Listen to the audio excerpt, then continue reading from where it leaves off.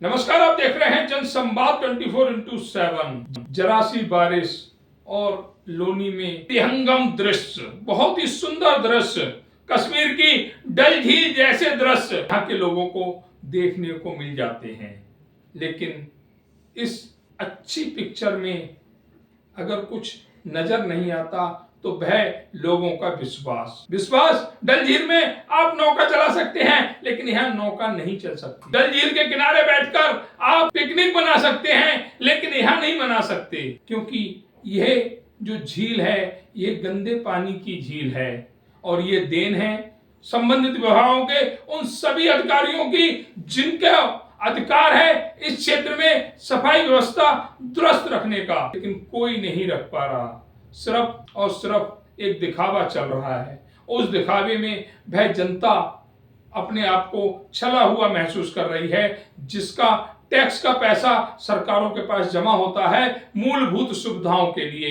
वही मूलभूत सुविधाएं लोनी से तो गायब नजर आ रही हैं। इसकी वानगी देखने को मिल रही है गंगेश्वर मार्ग पर। पिछले कई वर्षों से यह रोड नहीं बन पाया, और उससे बड़ी बात, क्षेत्र में जल निकासी की समस्या का समाधान नहीं हो पाया, जिसके चलते सड़कें टूट रही हैं, सड़कों में गड्ढे बढ़ रहे हैं, और उन गड्ढों में वह जनता गिर रही है, चोटिल हो रही है, कहीं कहीं पर तो मर भी रही है। लेकिन किसी को कोई फर्क नहीं पड़ता। अगर इस गंदे पानी में, यहाँ के गड्ढों में अधिकारियों के बच्चे गिरते, इनके परिजन गिरते, तब इन्हें एहसास होता कि हाँ, हम कुछ गलत कर रहे हैं। लेकिन अभी इनको एहसास नहीं है।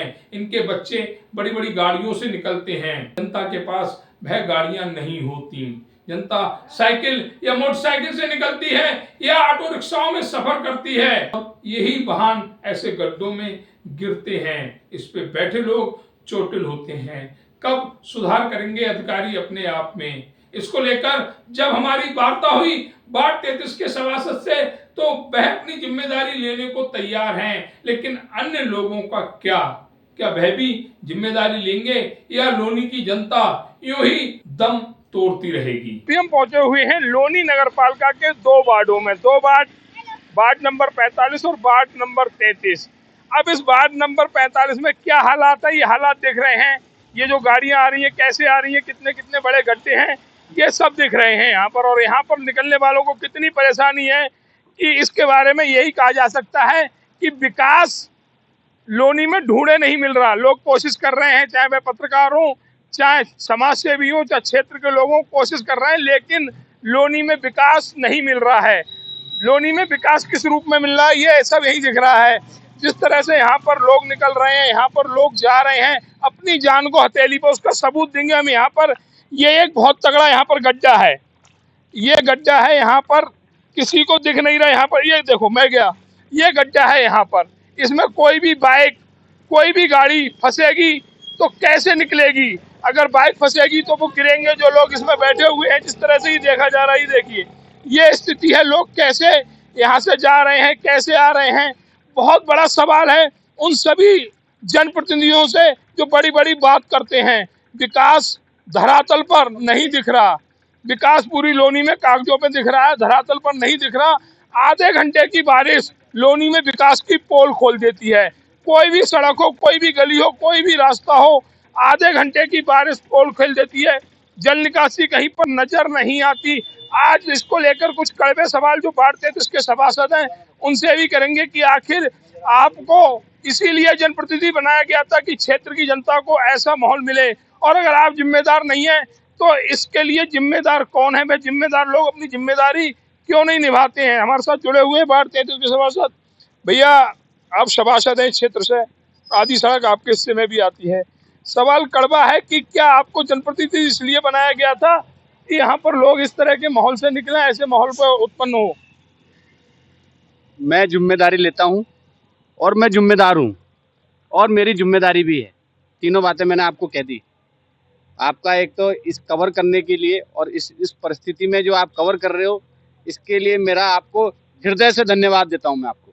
दूसरी बात, नगर पालिका के अधिशासी अधिकारी, नगर पालिका के चीफ इंस्पेक्टर और सबको मैं लिखित में दे चुका हूँ, फोटो डाल दिया हूँ, और अभी भी सीधा नगर पालिका परिषद ही जा रहा हूं मैं। सभी को इस विषय में संज्ञान में है, लेकिन कहीं ना कहीं प्रशासन की उदासीनता बाधा है। नहीं तो ये जेटिंग से पानी खींच जाए, कितना से दिक्कत है, कहीं कोई विषय नहीं है। मलबा डल जाए, गड्ढे भर जाएंगे। लेकिन कहीं ना कहीं जब आदमी की मनसा नहीं होती और उस पर कुछ काम नहीं करना है, तो क्या है, ढुलमुल नीति के कारण लोग यहाँ परेशान हो रहे हैं। पार्षद को दिक्कत नहीं है, पार्षद तो रोज कॉल करता है, कम से कम 10 कॉल मैं नगर पालिका के अधिकारी को कॉल करता हूँ। आज भी सुबह प्रातः 6 बजे से MM रोड पर मैं काम करने में लगा हूँ। सुबह से अभी मैं नहाया धोया नहीं हूँ, अभी घर नहीं गया हूँ। अभी भी लोगों की इस व्यवस्था को बनाने में लग रहा हूँ कि लोग कितने परेशान हैं। जिसके घर में पानी घुस गया, जिसकी नाली ओवरफ्लो है, वो कितना परेशान होगा। उसके इस दर्द को और इस पीड़ा को मैं समझता हूँ, इसलिए मैं काम करता हूँ। लेकिन प्रशासन मुझे मजबूती से सहयोग दे, और जो ये राजनीति करने वाले जो बड़े जनप्रतिनिधि हैं, इनको भी ध्यान में आए, जिन्होंने इस बाढ़ को गोद ले रखा है, उनका क्या क्या भूमिका है। क्या कभी दौरा कर रहे हैं, क्या कभी व्यवस्था कर रहे हैं। खाली राजनीति और ड्रामा का खेल, करनी और कथनी में जमीन आसमान का फर्क है। मेरा आपसे ये निवेदन है कि इस वीडियो को, इन विषयों को अवश्य चलाएं, जिससे कि शासन को भी ध्यान में आए और प्रशासन को भी ध्यान में आए। और अगर पार्षद जिम्मेदार है तो पार्षद क्यों भी अपनी जिम्मेदारी के लिए तैयार है। कहीं तो ये कहना है सभासद महोदय जी का कि जो जिम्मेदार हैं वो जिम्मेदार लोग अपनी जिम्मेदारी समझा। अगर मैं जिम्मेदार हूँ तो मैं अपनी जिम्मेदारी लेने को तैयार हूँ। हरिओम पवार की एक कविता थी कि कोई भी प्रकरण हो आपके क्षेत्र में, विकास कार्य जरूर मिलेगा, सिर्फ प्रशासन को अपनी जिम्मेदारी निभाने की देर है। अगर कोई भी अनुशासनहीनता बरतता है तो उसके खिलाफ कानूनी कार्रवाई हो, तभी जनप्रतिनिधियों में सुधार हो सकता है, तभी लोगों में सुधार हो सकता है। क्योंकि आज के जनप्रतिनिधि, चाहे वो किसी भी क्षेत्र के हो, अपने आप को जज समझने लगते हैं और उसका खामियाजा कहीं ना कहीं जनता भुगत रही है। ये साफ दिख रहा है कि जिस तरह से यहाँ पर जो स्थिति उत्पन्न हो रही है, अगर हम सीधे सीधे कहें तो कहने में संकोच नहीं होगा कि देश के प्रधानमंत्री नरेंद्र मोदी ने लोगों को रोजगार देने का कार्य इस पानी से शुरू कर दिया है। ये बाइक जो पानी में से निकलेगी, इसकी लाइफ 10 साल कम होगी, यानी कि नई बाइक आपको लेनी पड़ेगी। बाइक सर्विस वालों को रोजगार, अगर इसमें गाड़ी गिरती है, लोग चोटिल होंगे, डॉक्टरों के पास जाएंगे, डॉक्टरों को रोजगार। यहाँ पर जो वाहन है वह खराब होंगे, मिस्त्रियों के पास जाएंगे, मिस्त्रियों को रोजगार। क्या ये रोजगार नीति है या जनता के साथ खिलवाड़ है? जनता जिसने बहुत जोर शोर से सरकारें बनाई थी, बहुत जोर शोर से अपने लिए ये मांग की थी कि ये नई सरकार हमारे लिए कुछ अच्छा करेगी, क्षेत्र में विकास होगा, लेकिन ऐसा कुछ नजर नहीं आ रहा। यही कहेंगे कि जनता के लिए कम से कम जनप्रतिनिधि सड़कों पर उतरें और अपने क्षेत्र की व्यवस्था देखें, उन्होंने क्या व्यवस्था दे रखी है। एक हमारे साथ चाचा जी बहुत देर से अपना पजामा चढ़ाए हुए खड़े हुए हैं कि इस रास्ते को कैसे पार करें, कोई वाहन की सुविधा नहीं। आपका नाम क्या है? राजेंद्र है। कहाँ रहते हैं? और रेल विहार में रहते हैं। मैंने कैसे जाएंगे रेल विहार में? मैंने कई बार आपके पास भी व्हाट्सएप पे मैसेज भी भेज रहा। ये है, घरों में इतना पानी भर रहा है, जो लैट्रिन घरों के अंदर तैर रहा है, रहना दूभर है।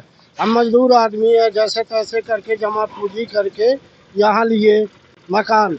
अब हम ना यहाँ रह पा रहे, ना हम किराए के रहने लायक रह गए। किराया दे नहीं सकते, हम बैंक इधर की किस्त देनी होंगी। बैंक की किस्त देनी है, और घर में लैट्रिन इतनी बदबू आ रहा है, पूरा गटर का पानी एकदम दरवाजे के अंदर भी, लैट्रिन से बाहर उबल के ड्राइंग रूम में आ जा रहा है।